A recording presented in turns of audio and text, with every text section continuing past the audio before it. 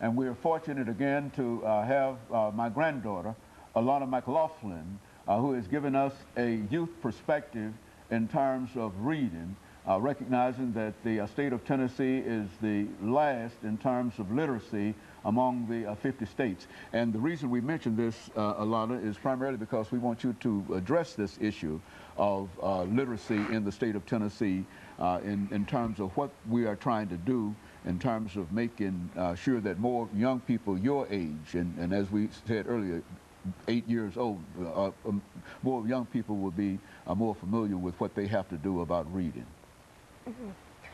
Well, I really want to encourage kids 8 and under to really read, because some parents who can't read, their children want to be exactly like them. But I personally encourage all kids to read, because reading is a good thing, because it lets your imagination run free. It gives you information that you may have not known, such as, what if you wanted to learn the names of some states? Maybe you can read a book about the states of all 50, and maybe you can find the names of those states. Books give you information and they let your imagination run wild, such as The Cat in the Hat.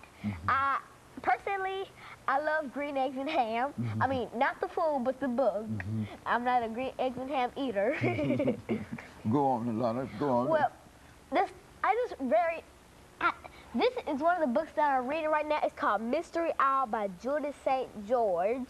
It's mainly about 12-year-old Kimball, who isn't looking forward to leaving New York City for a summer on Shag Island in Maine. The island and the mansion that sits on it have been in Kimball's family for generations, but now Kim's great-grandfather intends to sell both the island and the house.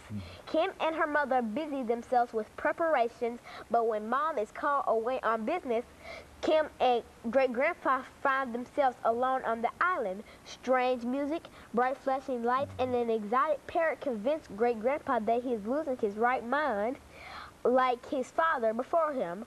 But Kim knows what she saw, and as she digs into the mystery, soon she realizes they are in grave danger. It's up to Kimball Lauder to discover what or who is haunting Shag Island. Very good. And so Lana, I think you've demonstrated to the audience this morning that there's some truth in the fact that while you might be in the while you might be in the 3rd grade, that you are in reality reading on perhaps the 5th grade level. Yes. And I also understand that you've done a number of things in your school to encourage young people that you work with to read and